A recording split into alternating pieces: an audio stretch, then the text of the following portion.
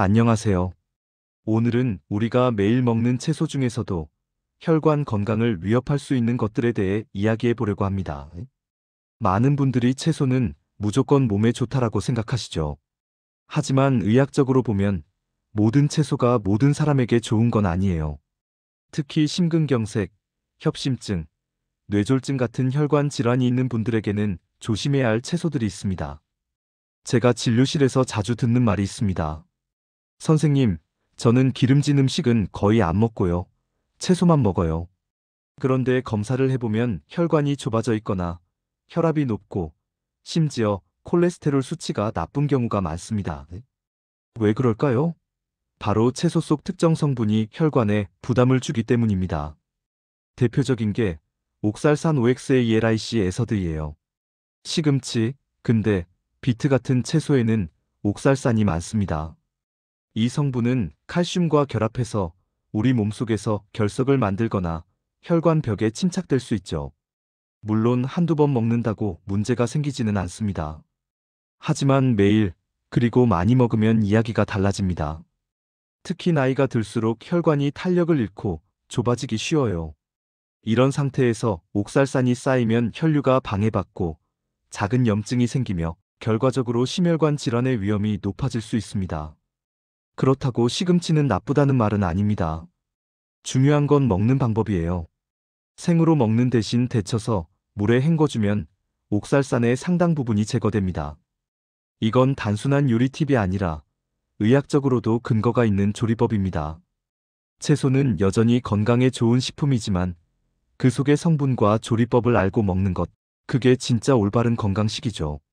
자, 그럼 다음으로는 우리가 가장 자주 먹는 짠 채소, 즉 절임류 채소의 위험성에 대해 이야기해 볼까요? 많은 분들이 김치나 장아찌, 깍두기 같은 절임 채소를 매 끼니마다 드시죠. 한국인의 식탁에서는 빠질 수 없는 반찬이에요. 하지만 이 짠 채소가 혈관 건강을 가장 빠르게 악화시키는 요인 중 하나라는 사실 알고 계셨나요? 김치에는 나트륨 소디엄이 매우 많이 들어 있습니다. 나트륨은 체내 수분 균형을 조절하는 데 필요한 성분이지만 과다 섭취하면 혈압을 높이고 혈관벽을 딱딱하게 만드는 주범이 됩니다. 혈압이 올라가면 혈관이 계속 압박을 받게 되고 그 상태가 오래 지속되면 결국 혈관벽이 손상되어 염증이 생기죠. 이 염증이 심근경색이나 협심증, 뇌졸중 같은 심혈관 질환으로 이어지는 겁니다. 김치는 발효식품이라 유익한 성분도 많습니다. 하지만 문제는 양이에요. 하루 권장 나트륨 섭취량은 2000mg 이하인데 김치 한 접시만 먹어도 그 절반 이상을 섭취하게 됩니다. 게다가 국물까지 함께 먹으면 3000mg를 훌쩍 넘기기도 해요. 결국 밥은 조금, 반찬은 김치로만 드시는 식습관이 오히려 혈관을 병들게 하는 셈이죠. 그렇다고 김치를 완전히 끊을 필요는 없습니다. 저염 김치로 바꾸거나 먹기 전에 찬물에 한번 헹궈서 나트륨을 줄이는 것만으로도 효과가 큽니다. 실제로 저희 병원에서 고혈압 환자분들이 이런 방법을 꾸준히 실천했더니 3개월 만에 평균 혈압이 10mmHg 이상 내려갔어요. 절임류 채소는 오랜 전통이자 우리의 입맛과 문화입니다. 하지만 나트륨은 눈에 보이지 않는 혈관의 적이에요. 건강을 지키려면 이제는 맛보다 균형과 조절이 필요합니다. 다음은 많은 분들이 이건 완벽한 건강식이라 믿는 음식, 하지만 의외로 혈관에 부담을 주는 채소와 식물성 단백질에 대해 이야기해 볼게요. 요즘 많은 분들이 고기를 줄이고 콩 단백질로 대체하시죠. 두부, 콩나물, 시금치나물 같은 음식은 건강식의 대표로 불립니다. 그런데 이런 식품들에도 혈관 건강을 해칠 수 있는 성분, 바로 퓨린PURIN이 들어있습니다. 퓨린은 체내에서 요산이어릭 애서드로 바뀌는데요. 이 요산이 과도하게 쌓이면 혈관 내벽을 자극해 염증을 일으킵니다. 결국 혈류가 원활하지 못해지고 고혈압이나 동맥경화의 위험이 높아질 수 있죠. 단순히 통풍이 생긴다는 수준을 넘어 혈관 노화의 속도를 앞당긴다는 점이 문제입니다. 특히 시금치, 콩나물, 두부, 아스파라거스, 버섯류에는 퓨린 함량이 상대적으로 높습니다. 심혈관 질환은 없는데 통풍만 조심하면 되는 거 아닌가요? 라고 묻는 분들도 많아요. 하지만 혈관 질환과 통풍은 서로 연관성이 높습니다. 요산이 높은 사람일수록 심근경색과 뇌졸중의 위험이 약 1.5배 이상 증가한다는 연구 결과도 있습니다. 그렇다고 이런 음식을 피하라는 말은 아닙니다. 균형이 중요합니다. 단백질이 필요하다면 두부 한 모를 한 끼 전체로 먹기보다는 채소와 함께 섞거나 하루 한두 번 정도만 섭취하는 것이 좋아요. 또 퓨린이 많은 식품을 먹을 때는 물 섭취를 충분히 해 요산 배출을 돕는 것도 중요합니다. 우리가 흔히 건강식이라 믿는 음식에도 이렇게 보이지 않는 함정이 숨어 있습니다. 혈관 건강을 위해서는 좋은 음식보다 나에게 맞는 음식을 찾는 지혜가 필요해요. 이제 다음으로 이 모든 위험 요소를 줄이면서도 맛있게 먹는 올바른 조리법에 대해 알려드릴게요. 많은 분들이 어떤 채소가 좋고 나쁜지에만 집중하시지만 사실 어떻게 조리하느냐가 혈관 건강을 좌우합니다. 같은 시금치라도 생으로 먹느냐, 데쳐 먹느냐에 따라 몸속 흡수되는 성분이 완전히 달라집니다. 먼저 옥살산이 많은 채소는 반드시 데쳐서 물에 헹궈야 합니다. 시금치나 근대, 비트 같은 채소를 30초에서 1분 정도 끓는 물에 데친 뒤 찬물에 헹구면 옥살산이 6,080%까지 줄어든다는 연구 결과가 있습니다. 이 과정을 거치면 칼슘 결합이 줄어들고 혈관벽에 침착될 가능성도 낮아져요. 또 절임류를 그대로 먹는 대신 물에 가볍게 헹구거나 반만 절이는 방법도 좋습니다. 짠맛이 줄어들면 처음엔 싱겁게 느껴지지만 혀는 2주 정도면 새로운 염도에 적응합니다.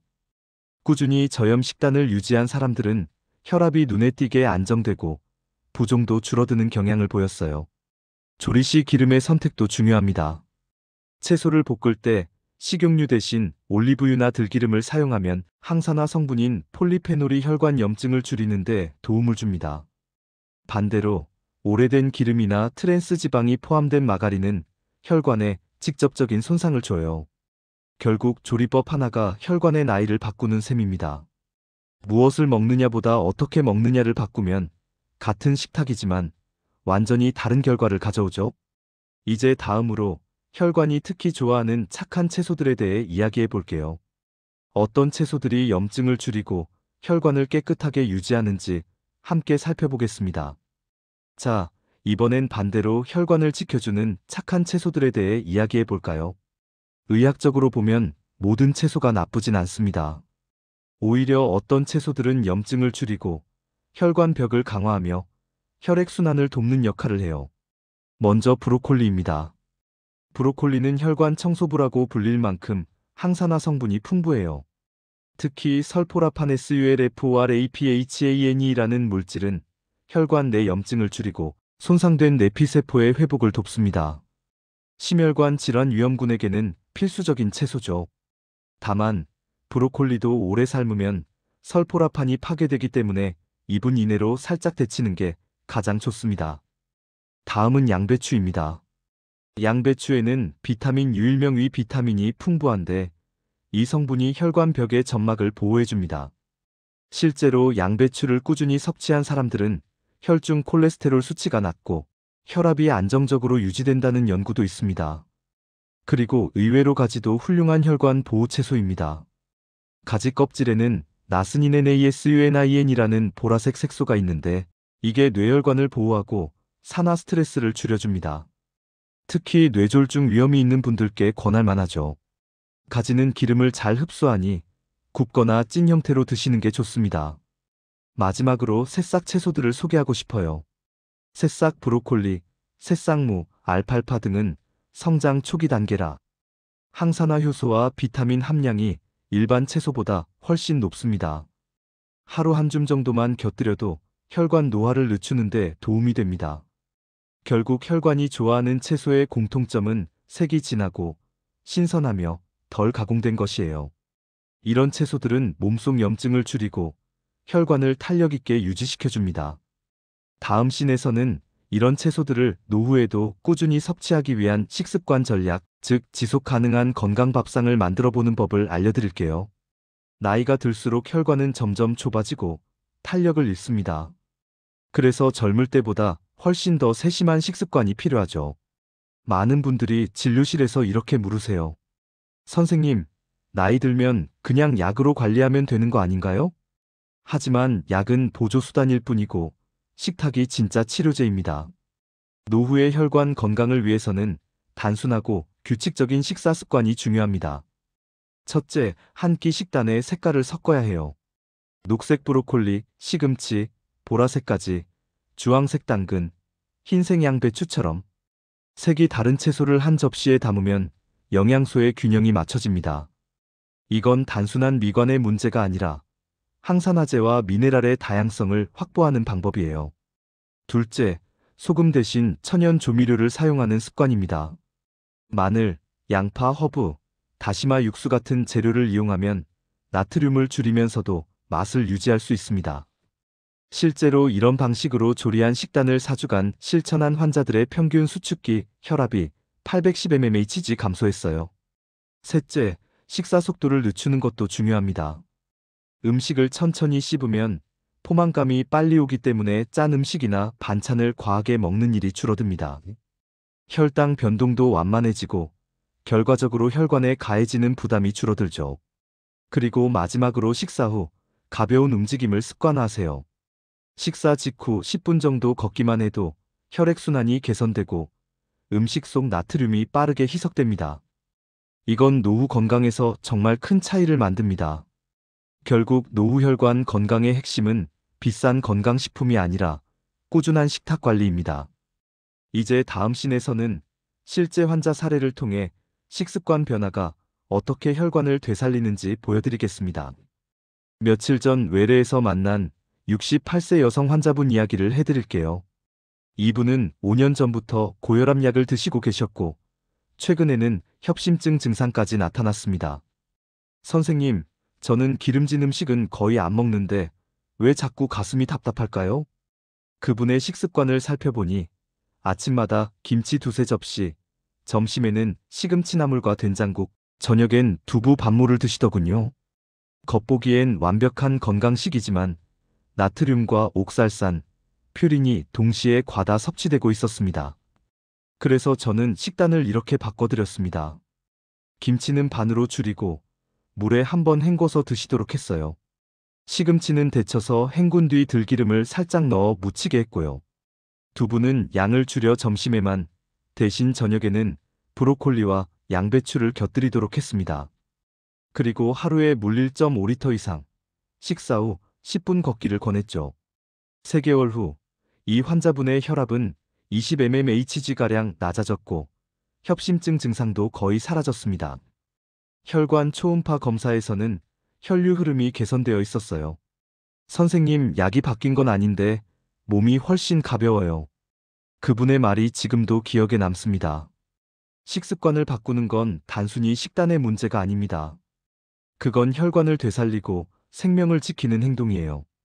이처럼 조리법과 섭취 습관을 조정하면 약으로도 어려운 변화를 만들어낼 수 있습니다. 결국 혈관 건강의 열쇠는 병원이 아니라 부엌에 있는 셈이죠. 이제 마지막 씬에서는 오늘 이야기의 핵심을 정리하고 알고 먹는 즐거움이 얼마나 큰 변화를 가져오는지 말씀드릴게요.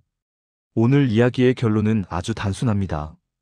무엇을 먹느냐보다 어떻게 알고 먹느냐가 건강을 결정한다는 거예요. 우리는 평생 동안 몸에 좋다는 말을 믿고 먹어왔지만 그 중에는 혈관에 부담을 주는 음식도 많았습니다. 시금치, 비트, 김치처럼 겉으로는 건강해 보이지만 조리법과 섭취량에 따라 독이 되기도 약이 되기도 하죠. 이걸 제대로 이해하고 나면 매일의 식탁이 곧 예방의학이 됩니다. 혈관은 한번 막히면 되돌리기 어렵지만 천천히 회복시킬 수는 있습니다. 그 회복의 출발점이 바로 식습관의 인식 변화예요. 짠맛을 줄이고 채소를 데쳐 먹고 색을 다양하게 섞어 먹는 단순한 행동들이 혈류를 개선하고 노후의 삶을 바꿉니다.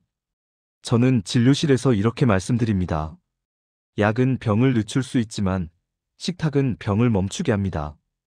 이건 과장이 아니에요. 수많은 환자들이 그 변화를 직접 체험하고 있습니다. 이제 여러분이 해야 할 일은 단 한 가지입니다. 알고 선택하고 꾸준히 실천하는 것. 그게 바로 심근경색, 협심증, 뇌졸중을 예방하는 첫걸음이에요. 혈관은 거짓말을 하지 않습니다. 오늘 내가 먹은 음식이 내일의 혈관을 만들어요. 그러니 두려워하지 말고 똑똑하게 먹고 맛있게 사세요. 이제부터는 무엇을 피해야 할까가 아니라 어떻게 더 건강하게 먹을까를 고민하는 식탁이 되길 바랍니다. 그게 진짜 오래가는 건강의 시작입니다.